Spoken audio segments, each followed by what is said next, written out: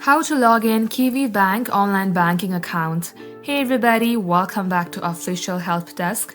In today's video, I'm going to show you step-by-step process of how you can get logged into your Kiwibank account online.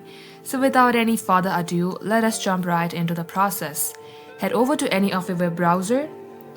At the top search bar, simply type in Kiwibank login. Once you do so, you will see its official website that says Kiwibank login internet banking. Click onto that. Then you will be leaded onto this site.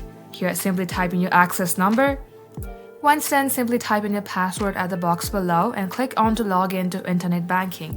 In case you have forgotten your access number or your password, click the link below that says access number or password and they will help you reset your account. Once done, this is how you can do it. And if your credentials are correct, you will get logged into your Kiwibank account.